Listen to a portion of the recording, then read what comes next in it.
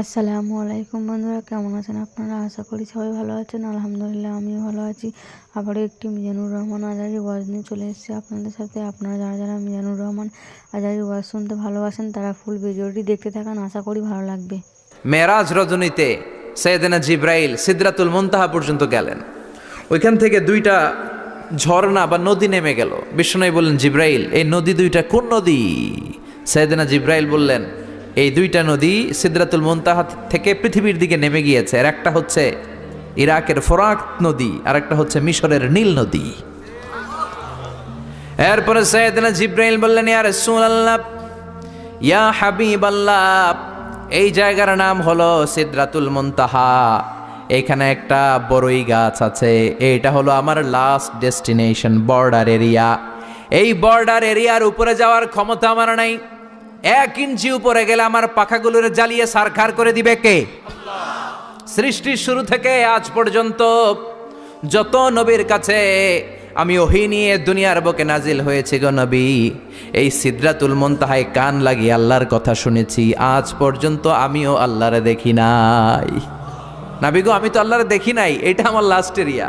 আমার যে দেখেন আপনি কোরআন নাজিল করে উপরের দিকে উড়াল দিতে, আমি উড়াল দিয়ে এখানে এসে বসে থাকি। সুবহানাল্লাহ পড়েন। এর উপরে আমি যেতে পারবো না, পাখাগুলো জ্বলে যাবে, যাওয়ার পারমিশন নাই। তবে আপনারে পারমিশন দিছে কে?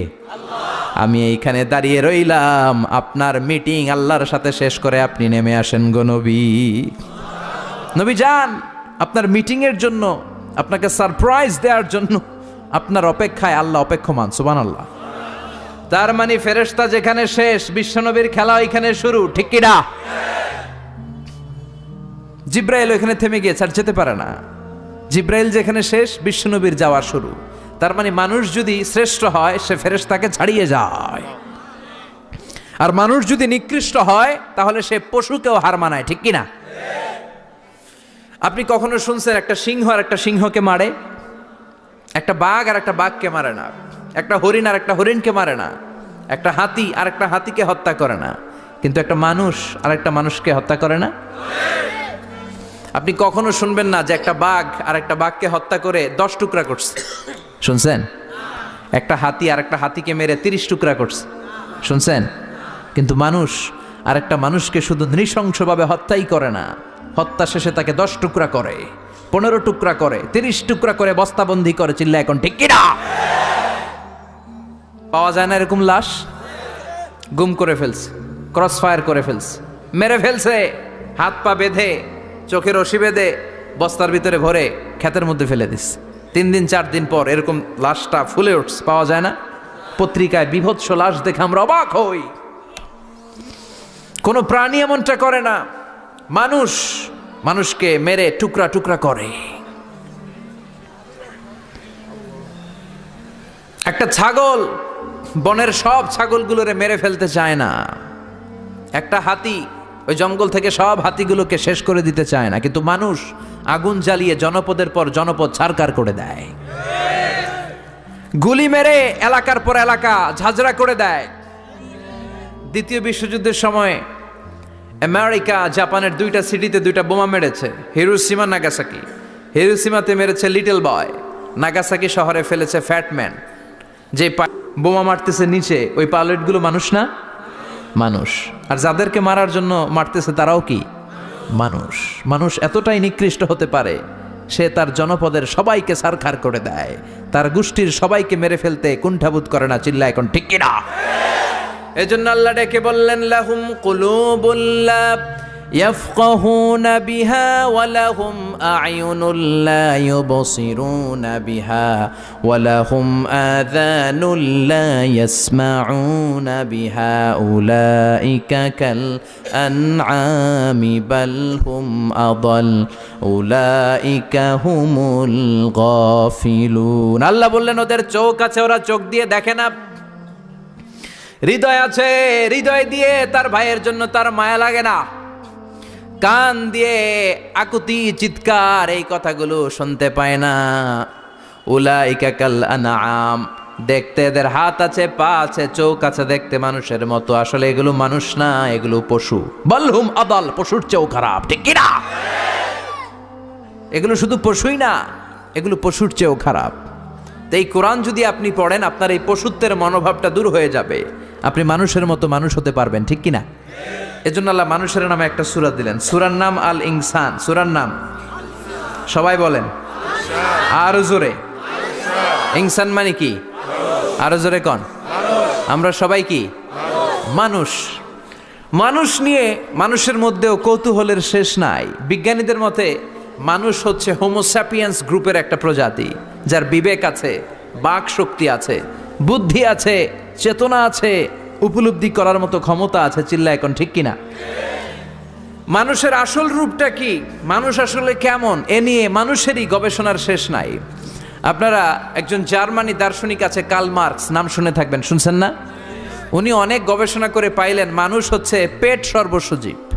মানে মানুষের পেট ঠান্ডা তো দুনিয়া ঠান্ডা। উনি গবেষণা করে পাইছে মানুষের পেট ঠিক তো সব ঠিক। উনার পরে আরেক দার্শনিক আসলো, ওনার নাম হচ্ছে ভ্লাদিমির লেনিন। উনার বাড়ি হচ্ছে রাশিয়া। উনি রাশিয়ান স্কলার, ফিলোসোফার। উনি এসে বললেন না, মানুষের পেট সমস্যা বড় সমস্যা নয়, মানুষের আসল সমস্যা হচ্ছে যৌন সমস্যা, সেক্স সমস্যা। মানুষের সেক্স ঠান্ডা তো সব ঠান্ডা। চার্লস ডারউইন, ইংল্যান্ডের আরেক দার্শনিক, উনি এসে বললেন তারা দুজন যা বলছে সব ভুল বলছে। মানুষের পেটের সমস্যা আসল সমস্যা না, মানুষের সেক্স সমস্যাও আসল সমস্যা না। আসলে মানুষ মানুষই না, মানুষ হলো বান্দর। মানুষ কি? বানর থেকে সময়ের বিবর্তনে, কালের বিবর্তনে বানরগুলো মানুষ হয়ে গিয়েছে। মাথার তার যদি একটু ঢিলা হয়, যা হয় আর কি। তাহলে একদল বলে মানুষের পেটের সমস্যা বড় সমস্যা, আরেক বুদ্ধিজীবীরা বলে মানুষের খাদ্যের সমস্যা বড় সমস্যা, কেউ বলে যৌন সমস্যা বড় সমস্যা, আরেক আবাল বলে মানুষ মানুষ না, মানুষ হলো বান্দর। আল্লাহ বলে একটাও ঠিক কইতে পারে নাই, ঠিক কি না? আল্লাহ বলে মানুষ তাদের পেটের সমস্যা বড় সমস্যা নয়, মানুষের যৌন সমস্যা বড় সমস্যা নয়, কশিন কালেও মানুষ বানর নয়। মানুষকে আমি আল্লাহ নিজ তত্ত্বাবধানে তৈরি করেছি। মানুষ হলো আশরাফুল মাখলুকাত। মানুষ কি? আশরাফুল মাখলুকাত, গোটা সৃষ্টিকুলের মধ্যে সেরা। এজন্য নূরের ফেরেশতাও মানুষকে সেজদা দিতে বাধ্য হয়েছে। চিল্লা এখন ঠিক কিনা? তুমি মাটির আদমকে প্রথম সৃষ্টি করিয়া ঘোষণা করিয়া দিলে শ্রেষ্ঠ বলিয়া, তাই তো নূরের ফেরেশতা করে আদমকে সেজদা, ঠিক কি না? তাই তো নূরের ফেরেশতা করে আদমকে সেজদা, সবার চেয়ে সম্মান দিলে মাটির আদমকে।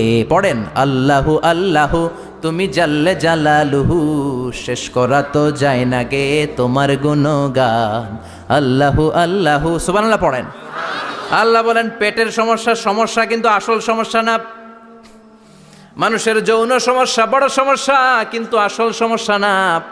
মানুষ বানর নামের প্রজাতির ভেতর দিয়ে মানুষ হয় নাই, মানুষকে আমি নিজে তৈরি করেছি। মানুষকে আমি আশরাফুল মাখলুকাত বানিয়েছি। সুবহানাল্লাহ।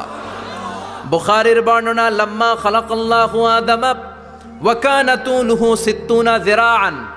আল্লাহ যখন সাইয়েদনা আদমকে তৈরি করলেন 60 হাত লম্বা করে তৈরি করলেন। কয় হাত? আমনে কয় হাত? আমি কয় হাত? আমরা কয় হাত? কিন্তু আদম ছিল কয় হাত? সুবহানাল্লাহ কইবেন না? আপনারাও যখন জান্নাতে প্রবেশ করবেন, বুখারীর ওই বর্ণনাতে এসেছে মানুষরা যখন জান্নাতে প্রবেশ করবে প্রতিটা মানুষ 60 হাত লম্বা হয়ে প্রবেশ করবে। এই দুনিয়াতে দাড়ি রাখার জন্য বিশ্বনবী আদেশ করেছেন, কিন্তু জান্নাতে যারা যাবে এদের দাড়িও থাকবে না, মোছও থাকবে না, গায়ের মধ্যে পশমও থাকবে না। সুবহানাল্লাহ বাড়ি দিয়ে গিয়া চিৎকার করে পড়েন আল্লাহু আকবার। তার মানে মানুষ হলো আশরাফুল মাখলুকাত, গোটা বিশ্বের মধ্যে সেরা। আল্লাহ বললেন আদমকে আমি নিজ হাতে তৈরি করেছি। লাম্মা খালাকাল্লাহু আদম ওয়া কানা তুলুহু 60 যিরাআন, 60 হাত লম্বা করে আদমকে বানিয়েছি। আদমকে সব সৃষ্টির মধ্যে শ্রেষ্ঠত্বের মানদণ্ডে উন্নীত করে আদমকে আমি আশরাফুল মাখলুকাত বানিয়েছি। সুবহানাল্লাহ। আমরা আশরাফুল মাখলুকাত, ভালো লাগে না শুনতে? আমরা হচ্ছি খলিফাতুল্লাহি ফিল আরদ, ইন্নী জাইলুন ফিল আরদি। আল্লাহ বলেন আমি দুনিয়াতে আমার আদেশ বাস্তবায়নের জন্য লি ইজরাই আহকামিল্লাহি ওয়া তানফিযি আওয়ামিরিল্লাহ, আল্লাহর আদেশ আল্লাহর নিষেধ জমিনের বুকে পালন করার জন্য মানুষকে আমি খলিফা বানিয়েছি। কার কথা? চুরি করলে হাত কেটে দাও, কার আইন? নাকি মাননীয় প্রধানমন্ত্রী শেখ হাসিনার আইন? এই দেশের বানানো আইন। চুরি করলে হাত কাটো, কথাটা কার? السارق والسارقة فاقطعوا أيديهما جزاء بما كسبا نكالا من الله والله عزيز حكيم. If anyone steal something very precious from the society, the government should cut down his right hand. দামি কিছু চুরি করলে এটা সাক্ষীর দ্বারা সাব্যস্ত হলে গভর্নমেন্টের উচিত তার ডান হাতটা এক কোপ মেরে কেটে দেয়া। কার কথা? বানু মাখজুমিয়া গোত্রের এক মেয়ে মদিনাতে চুরিতে ধরা পড়ল। অনেক বড় ফ্যামিলির, ডিগনিফাইড শিল্পপতির মেয়ে। সাহাবারা বলল, এই মেয়ের হাত যদি বিশ্বনবী মদিনায় কেটে দেয়, মদিনাতে তো মারামারি লেগে যাবে। কে বলবে বিশ্বনবীর কাছে যে সুপারিশ করার ক্ষমতা কারো নাই? বিশ্বনবীর পালক পুত্র ওসামা বিন জায়েদ ইবনে হারেসা, তার ছেলে ওসামা পালক পুত্রের ছেলে, তাকে বিশ্বনবী বড্ড ভালোবাসতো। তার উপাধি হলো হুব্বু রাসূলিল্লাহ, বিশ্বনবীর ভালোবাসা। সবাই বলল, ওসামা আমরা যে বলতে পারবো না, তুই যে নবীরে সুপারিশ কর। ও নবী, যদিও চুরি করেছে মেয়েটা, সাব্যস্ত হয়েছে, কিন্তু আপনি মাফ করে দেন, হাত কেটে দিয়েন না। ওসামা যে বলে, নবী হাত কেটে দিয়েন না। বিশ্বনবীর চেহারাটা আগুনের গোলার মতো লাল হয়ে গেল। বিশ্বনবী বললেন, ওসামা এটা আল্লাহর আইন, সুপারিশ করার সাহস তোর বুকের ভিতরে দিল কে? কে দিয়েছে স্পর্ধা? লাউ আন্না ফাতিমাতা বিনতে মুহাম্মদ সারাকাত লাকাতা মুহাম্মাদুন ইয়াদাহা। এই মেয়ে তো দূরের কথা, আমার কলিজার টুকরা, নয়নের পুটুলি, জান্নাতি নারীদের সর্দারানী আমার মেয়ে ফাতেমাও যদি চুরিতে ধরা পড়ে, আমি তলোয়ারটা বের করে ফাতেমার হাত কেটে দিতে এক সেকেন্ডও দেরি করব না। কারণ আইনটা কার? চিল্লায় বলেন কার? এজন্য বাংলাদেশের চুরি চামারি আছে না নাই? হাজার হাজার কোটি টাকা উধাও হয়ে যায়, আছে না নাই? আমাদের মাননীয় প্রধানমন্ত্রী যদি এই নিয়ম করে দেয়, যারাই চুরি করবে হাত কেটে দেয়া হবে। বাইতুল মুকাররমের স্কয়ারের সামনে হাত কেটে দেয়া হবে।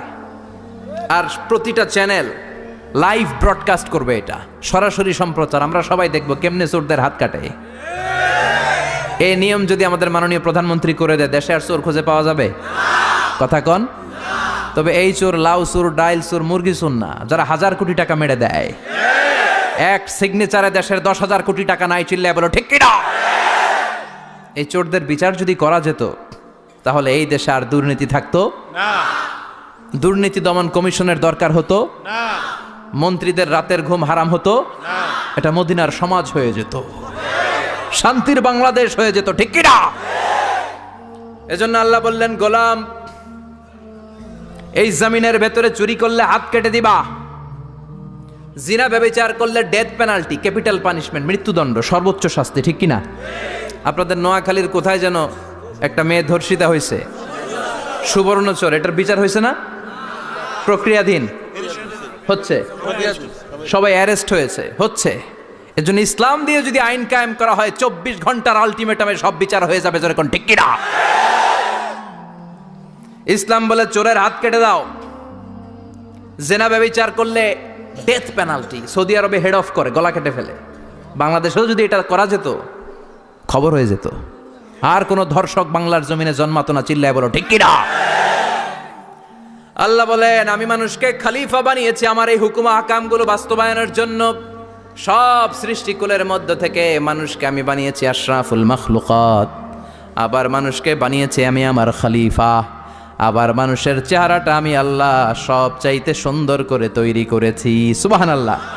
লাকাদ খালাকনাল ইনসানা ফি আহসানি তাকওয়িম। আমি মানুষের চেহারাটা সব চাইতে চমৎকার অবয়ব দিয়ে তৈরি করেছি রে গোলাম। সুবহানাল্লাহ। পৃথিবীতে যত প্রাণী আছে সব সৃষ্টির মধ্য থেকে আমাদের সৃষ্টিটা সুন্দর না?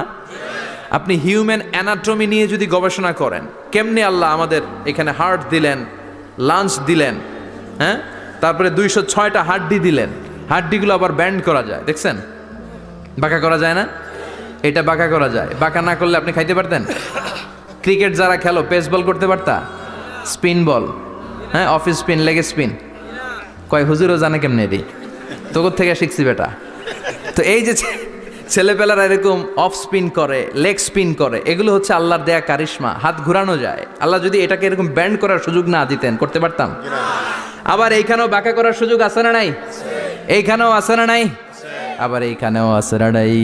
কত কাজ। বাজার করে যখন বাজারের ব্যাগ যখন নিয়ে আসেন, কোথায় ধরে রাখেন?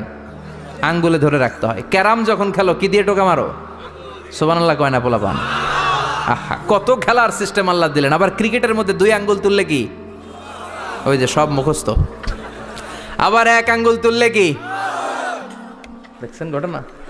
আউট। কত কাজ এই আঙ্গুল দিয়ে। এই আঙ্গুলগুলোর বাঁকা করার, বেন্ড করার ক্ষমতা আমাদেরকে দিয়েছে কে? আল্লাহ। এজন্য আল্লাহ বললেন, লাকাদ খালাকনাল ইনসানা ফি আহসানি তাকওয়িম। আমি মানুষের চেহারাটা সব চাইতে সুন্দর করে তৈরি করেছি। মানুষ সুন্দর, আমাদের চোখ সুন্দর না মিয়া। আমাদের চোখও যদি সুন্দর হতো তাইলে আমরা বুঝতাম মানুষগুলো কত সুন্দর। আমরা মনে করি ধলা হইলেই সুন্দর। কয় ধলা ধলা, এটা সুন্দর। ডাকাইত, এগুলো ডাকাত। একটা মানুষের চেহারা স্কিন যদি কালো হয়, এর মধ্যে একটা সৌন্দর্য আছে না নাই? একটা মেয়ের স্কিন যদি কালো হয়, তারপরও চেহারায় সৌন্দর্য আছে না নাই? কয় না হুজুর, আমার বউ সুন্দর না, কালা কালা। আছে না নাই? তুই ডাকাইত। তুই কি? একজন মানুষের চেহারা যেরকমই হয় আপনি খেয়াল করে দেখবেন, তারপরও তার অবয়বের মধ্যে একটা এক্সট্রা অর্ডিনারিটি আছে। কারোর সাথে কারোটা মিলে না। সুবহানাল্লাহ পড়েন। এজন্য প্রতিদিন স্ত্রীরে বলবেন, স্ত্রী তুমি সুন্দরী, তুমি অনন্যা, তোমার চাইতে সুন্দরী গোটা বিশ্বে কেউ নাই। কইবেন না? মুরব্বীরা কয় না, কইতাম না, আগে কইয়া ফেলাইছি। এগুলো বলবেন। এগুলো বললে স্বামী স্ত্রীর মধ্যে ভালোবাসা বাড়াই দিবে কে? আল্লাহ। আমি প্রায় এগুলো বলি, উৎসাহিত করি যে স্বামী স্ত্রীর মধ্যে যে ভালোবাসাটা, এটা পবিত্র, এটা জান্নাতি।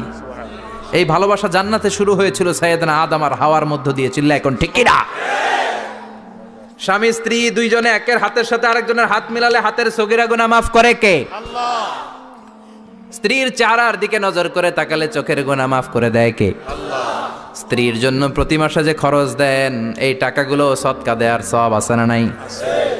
স্ত্রীকে যে দামি দামি ভ্যানিটি ব্যাগ কিনে দেন, এটা তো সওয়াব আছে না নাই? আছে। কক্সবাজারে ঘুরতে নিয়ে গেলে সওয়াব আছে না নাই? আছে। ফুল কিনে দিলে সওয়াব আছে না নাই? ভালোবাসার গান শোনাইলে সওয়াব আছে না নাই? তোমারে লেগেছে কত যে ভালো, চাঁদ বুঝি তা জানে, রাতেরও আধারে দোসর হয়ে, তাই সে আমারে টানে, চাঁদ বুঝি তা জানে। ঠিক কিনা? আজকে পারবেন না শোনাইতে রাত্রেবেলা? পারবেন? পারবেন? পোলাপাইনরা কয় পারবো। তোকে তো বেটা বিয়েই হয় নাই, বিয়ার পরে শোনাইস। তো এই ভালোবাসার গানগুলো শোনালে নিজেদের মধ্যে একটা ইন্টিমেসি তৈরি হয়। বিশ্বনবীও এরকম স্ত্রীর সাথে খুনসুটি করতেন, ভালোবাসা করতেন। এটা হালাল, কিন্তু এটা জায়গা মতো না করে ভাবির লগে করলে মায়ের আছে না নাই? ভালোবাসার গান জায়গা মতো শোনাতে হবে। স্ত্রীকে ভালোবাসার গান না শুনিয়ে যদি চাচাতো বোনরে শোনাও, শালিরে শোনাও, পাড়ার মেয়েদের সাথে যদি টাঙ্কি মারো, ফিল্ডিং মারো, মায়ের আছে না নাই? তার মানে জায়গা মতো করলে সব সওয়াব। সুবহানাল্লাহ পড়েন। আর বিয়েটারে সহজ করে দিবেন। আমি তো সব জায়গায় বলি বিয়েটাকে সহজ করে দেন। আমরা বিয়েটারে কঠিন করে ফেলছি। একটা ছেলে এই দেশে 16 থেকে 18 বছর বয়সে ম্যাচিউরড হয়, কিন্তু ওরে বিয়ের পিড়িতে বসায় 32 বছর বয়স। তো বাকি 32 বছর ও কি আঙ্গুল চুষবে? কথা কন, কি করবে? ও যে পাপ কাজ করে, ও যে পর্নোগ্রাফি দেখে, ও যে মাস্টারবেশন করে, এগুলোর পার্সেন্টেজ গুণা মা বাবার আমল নামায় আছে না নাই? মা বাবার এত সহজে পার পেয়ে যাবেন না। ছেলে মেয়েগুলারে সময় হলে বিয়ে দিয়ে দেন। বিয়ের চেয়ে ভালো কাজ পৃথিবীতে আছে? যেই সমাজে বিয়ের খরচ বেড়ে যায়, ওই সমাজে জেনার খরচ কমে যায়। বিয়ে করতে লাগে 10 লাখ, জেনা করতে লাগে 500 টাকা। কথা কন। এজন্য জেনাকে সহজ করবেন না, বিয়েকে সহজ করবেন? বিয়ের কথা কইলেই পোলারা কয় তুই নিজের পায়ে দাঁড়া। তো এতদিন ও কার পায়ে দাঁড়াইছে? সহজ করবেন তো? নোয়াখালীর ভাইরা, আল্লাহ তুমি বোঝার তৌফিক দাও। এরপর আল্লাহ বললেন, আমি মানুষকে শুধু আশরাফুল মাখলুকাতি বানাই নাই, আমার খলিফাই বানাই নাই। মানুষের চেহারাটা শুধু আমি সুন্দর করে দেই নাই, গোটা বিশ্বের মধ্যে মানুষকে আমি সবচাইতে শক্তিশালী করেছি। সবচেয়ে শক্তিশালী কে? মানুষ। চিল্লায় বলেন শক্তিশালী কে? আল্লাহ যখন পৃথিবী বানালেন, মুসনাদে আহমদ ইবনে হাম্বালের বর্ণনা, পৃথিবী কাঁপাকাঁপি শুরু করলো, খালি কাঁপে খালি কাঁপে। পৃথিবীর কাঁপাকাঁপি বন্ধ করার জন্য আল্লাহ পৃথিবীর মধ্যে 7টা টেকটনিক প্লেট বসিয়ে দিলেন। 7টা পাহাড়, 7 tectonic plates creates the mountain range on earth. এই 7টা প্লেট পৃথিবীতে টিলা টপ্পর তৈরি করেছে। হ্যাঁ, পৃথিবীব্যাপী যত পাহাড় আছে এই টেকটনিক প্লেটের কারণে। ওয়াজআলনাল জিবালা আওতাদা, পৃথিবী কাঁপতে শুরু করলো সৃষ্টির পর। পৃথিবীর কাঁপাকাঁপি বন্ধ করে দেওয়ার জন্য আল্লাহ পৃথিবীর ভেতরে পাহাড় ঢুকিয়ে দিলেন। পাহাড় পেরেকের মতো গেড়ে দেওয়ার পরে পৃথিবীর কাঁপাকাঁপি বন্ধ হয়ে যায়। সুবহানাল্লাহ। ফেরেশতারা অবাক হয়ে বলে, মাবুদ, পৃথিবীর কাঁপাকাঁপি বন্ধ হলো কেমনে? আল্লাহ বললেন, ও ফেরেশতারা, পৃথিবীর মধ্যে আমি পাহাড়কে গেড়ে দিয়েছি। পাহাড় গেড়ে দেওয়ার কারণে পৃথিবীর কাঁপাকাঁপি বন্ধ হয়ে গেছে। ফেরেশতারা বললেন, তাই নাকি? পাহাড়ের এত বড় শক্তি। ইয়া রাব, হাল মিন খালকিকা আশাদ্দা মিনাল জিবাল, আপনার এই সৃষ্টিকুলের মধ্য থেকে পাহাড়ের চাইতে বেশি শক্তিশালী কিছু আছে নাকি? আল্লাহ বললেন, হ্যাঁ আছে। পাহাড়ের চাইতে শক্তিশালী হচ্ছে আল হাদিদ, মানে লোহা। পাহাড়ের চেয়ে শক্তিশালী কি? এই লোহার নামে কোরআনে সূরা আছে না নাই? সূরার নাম কি? কথা বলেন। وأنزلنا الحديد فيه بأس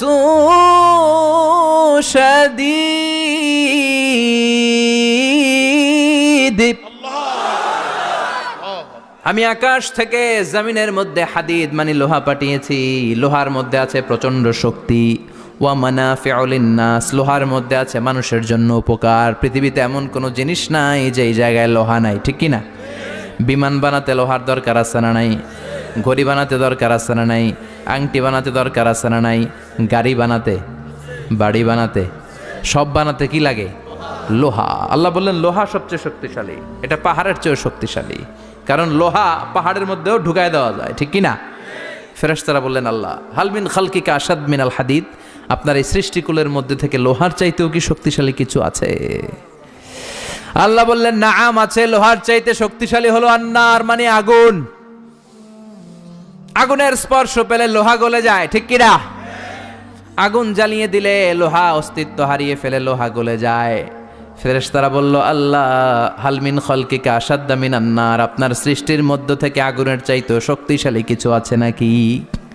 আল্লাহ কয় আছে। সেটা কি? কথা কন। মিঠা নদীর পাহানি, আল্লাহ তোমার মেহেরবানি, সুন্দর ফুল সুন্দর ফল, মিঠা নদীর পাহানি, আল্লাহ তোমার মেহেরবানি। তুমি কতই দিলে রতন, ভাই বেরাদর পুত্র স্বজন, ক্ষুধা পেলে অন্ন যোগাও, মানি চাই না মাহানি, আল্লাহ তোমার মেহেরবানি। সুন্দর ফুল সুন্দর ফল, আল্লাহ তোমার মেহেরবানি। চিল্লায় পড়েন আল্লাহু আকবার। আল্লাহ বললেন, আগুনের চেয়েও শক্তিশালী হলো পানি। আগুনের মধ্যে যদি পানি ঢেলে দেয়া হয় আগুন নিভে যায়, ঠিক কিনা? ফেরেশতারা বলল, আল্লাহ, হাল মিন খালকিকা আশাদ্দা মিনাল মা, আপনার সৃষ্টিকুলের মধ্যে পানির চাইতেও শক্তিশালী কিছু আছে নাকি? আল্লাহ কইলেন, আছে। সেটা হইল আর রিহ, মানে বাতাস। সুবহানাল্লাহ কোন। কারণ বাতাসের ঝাপটায় পানি দোলা খায়, বাতাসের ঝাপটায় পানির মধ্যে উচ্ছ্বাস তৈরি হয়, সাগরে জলোচ্ছ্বাস হয়, ঠিক কি না? বাতাস ধাক্কা মারলে পানিতে দোলা লাগে, সিডর হয়, নার্গিস হয়, আইলা হয়, মহাসেন হয়, ঘূর্ণিঝড় হয়। পানির চাইতে বাতাস বেশি শক্তিশালী। ফেরেশতারা অবাক হয়ে বলে, আল্লাহ, তাহলে আপনার সৃষ্টিকুলের মধ্য থেকে বাতাসের চাইতেও শক্তিশালী কিছু আছে নাকি? আল্লাহ কয়, আছে। ফেরেশতারা বললেন, বাতাসের চাইতেও শক্তিশালী যদি কিছু থেকে থাকে সেটা কি? আল্লাহ বললেন, সেটা হলো মানুষ, বনি আদম, আল ইনসান। তবে ওই মানুষ, যেই মানুষ দান করে। কি করে? ডান হাত যা দান করে, বাম হাত সেটা টের পায় না। সুবহানাল্লাহ। আল্লাহ কাসিরুন ইনদাল্লাহ, বাইনাকা আনতা ওয়া বাইনাল্লাহ হাল্লাকা সাদাকাতুন তাখফা লা ইয়ালামুহা ইল্লাল্লাহ হাল্লাকা সিররুন ইনদাল্লাহ বাইনাকা আনতা ওয়া বাইনাল্লাহ আল্লাকা সাদাকাতুন তাখফা লা ইয়ালামুহা ইল্লাল্লাহ। সুবহানাল্লাহ পড়েন। তোমার কি এমন কোনো আমল আছে না কি যে আমল আল্লাহ ছাড়া কেউ জানে না? তুমি এমন কোনো গোপন দান করেছো নাকি যেই দানটা আল্লাহ ছাড়া কেউ দেখেনি, ঠিক কি না? গোপন দান আল্লাহর রাগকে কমিয়ে দেয়। তাহলে ওই মানুষ ওই বাতাসের চাইতেও শক্তিশালী যে মানুষ ডান হাতে দান করলে বাম হাতও টের পায় না। মানুষ টের পাওয়া তো দূরের কথা, চিল্লায় পড়েন আল্লাহু আকবার। এজন্য আল্লাহ বললেন, মানুষকে আমি আশরাফুল মাখলুকাত বানালাম, মানুষকে আমি আমার খলিফা বানালাম, মানুষের চেহারাটা সুন্দর করলাম, আবার মানুষকে আমি সব চাইতে শক্তিশালী করে বানালাম। তার এই আল্লাহর কোরআন যদি ঠিক মতো পড়া যায়, মানুষের মতো মানুষ বানিয়ে আপনারা জান্নাতি বানাবে কে? তার মানে এই কোরআন পড়লে মানুষের মতো মানুষ হওয়া যায়। চিল্লায় বলেন, কি হওয়া যায়? সবাই বলেন, মানুষের মতো মানুষ হতে চান তো সবাই? সবাই চাই? আসুন দেখি মানুষের নামে সূরায় আল্লাহ কি বললেন, পড়েন। আউযু বিল্লাহি মিনাশ শাইতানির রাজিম বিসমিল্লাহির রহমানির রহিম হাল আতা আলাল الإنسان حين من الدهر لم يكن شيئا مذكورا। আল্লাহ বললেন, মানুষের জীবনের একটা সময় ছিল যেই সময়টা উল্লেখ করার মতো মানুষ কিছুই ছিল না। সুবহানাল্লাহ। প্রত্যেক মানুষের জীবনে এমন একটা সময় ছিল যেই সময়টাতে উল্লেখ করার মতো সে আসলে কিছুই ছিল না, তার অস্তিত্বই ছিল না, সে জিরো ছিল, তাকে জিরো থেকে হিরো বানিয়েছে কে?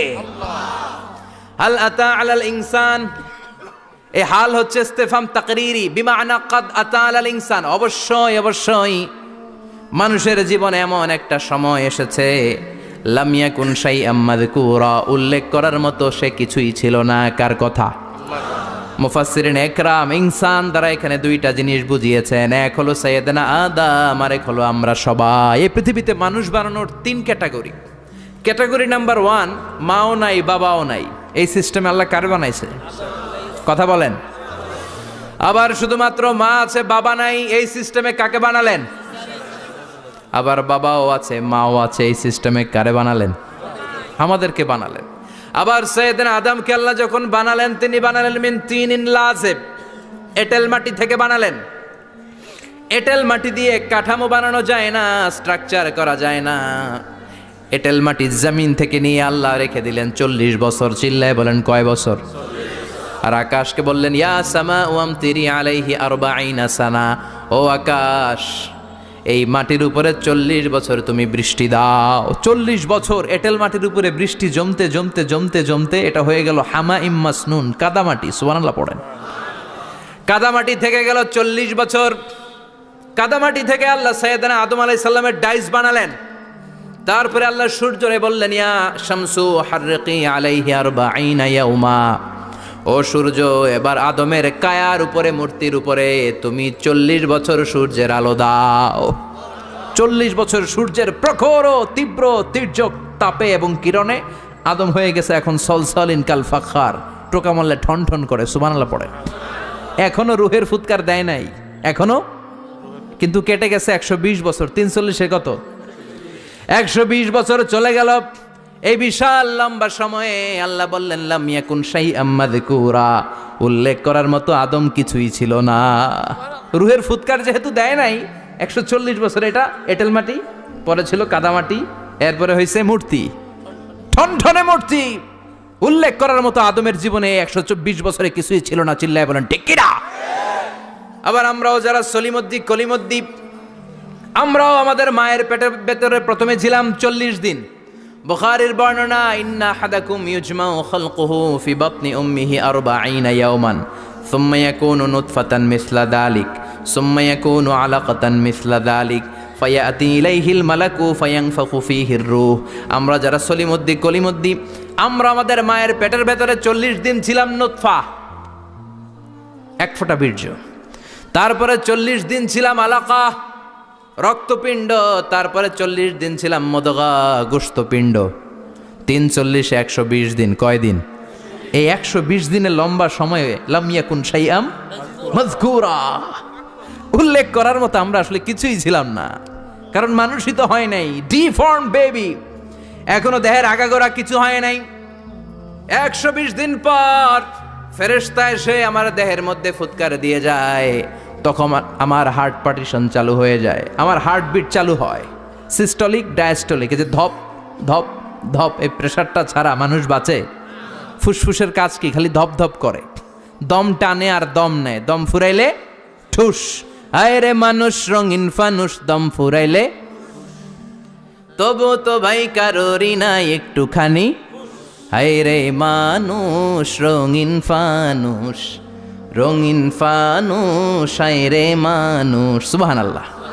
আমরা ছিলাম নুতফা, আলাকা, মুদগা, sperm drop, then blood clot, and finally the little flash. আমি আমার এমফিল রিসার্চ করেছি এটার উপর, এটার ইংরেজিতে বলে এমব্রয়োলজি, ভ্রূণ তত্ত্ব। How the little এমব্রয়ো develops in mother ওম, মায়ের পেটে এই ছোট্ট ভ্রূণ, এটা কেমন করে শুক্রাণু ডিম্বাণু থেকে 8 মাস 10 মাস 9 মাস পরে কেমন করে জমিনে আসে। How the little এমব্রয়ো develops in mother ওম, মায়ের পেটে কেমন করে ডেভেলপ করে। একেবারে ক্ষুদ্র ছিলাম আমি, তুচ্ছ ছিলাম আমি, নগণ্য ছিলাম আমি। আমার কোনো নাম ছিল না, আমার কোনো গ্রাম ছিল না, আমার কোনো পরিচয় ছিল না। এখন দুনিয়াতে আমাদের পরিচয় আছে না নাই? কিন্তু মিজানুর রহমান আজহারী একটা সময়ে লাম ইয়াকুন শাইআম মাযকুরা, তোরা কেউ চিনতো না, তোর নামটাও কেউ জানতো না, উল্লেখ করার মতো তুই কিছুই ছিলি না।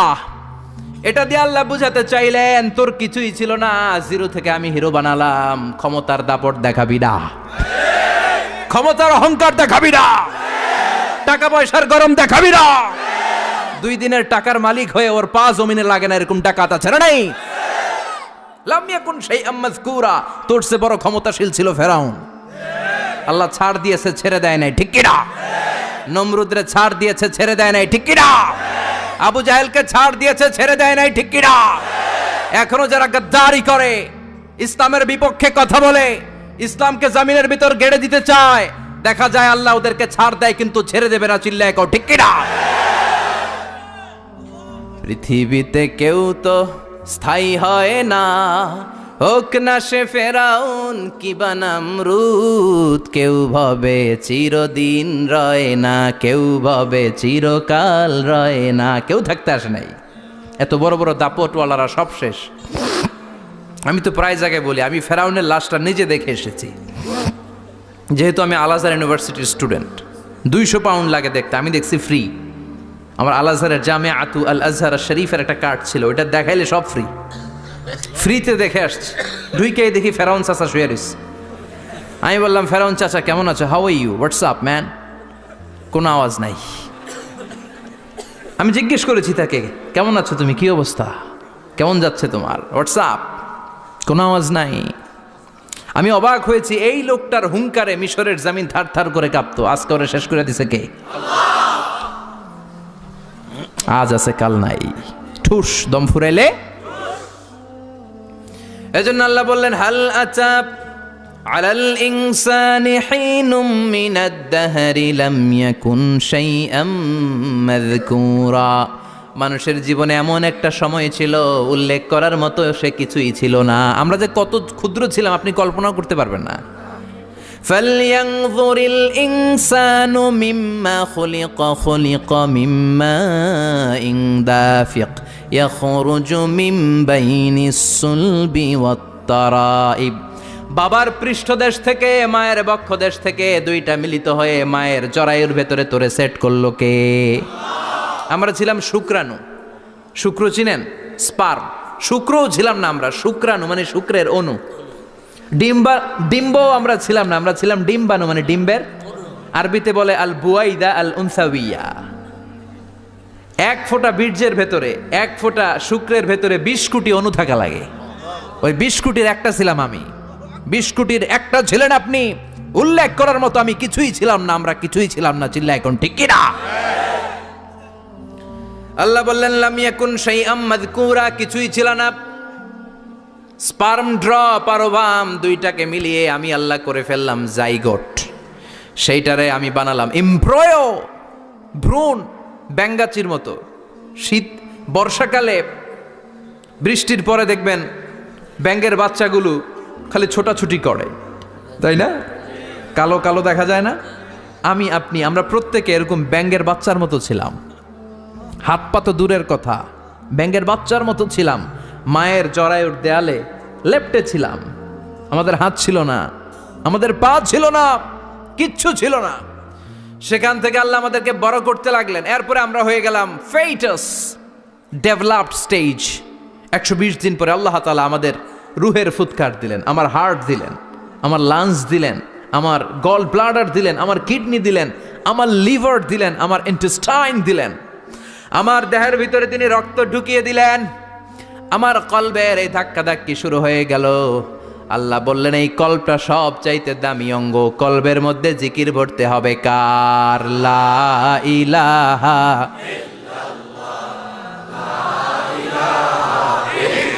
লা ইলাহা ইল্লাল্লাহু মুহাম্মাদুর রাসূলুল্লাহ সাল্লাল্লাহু।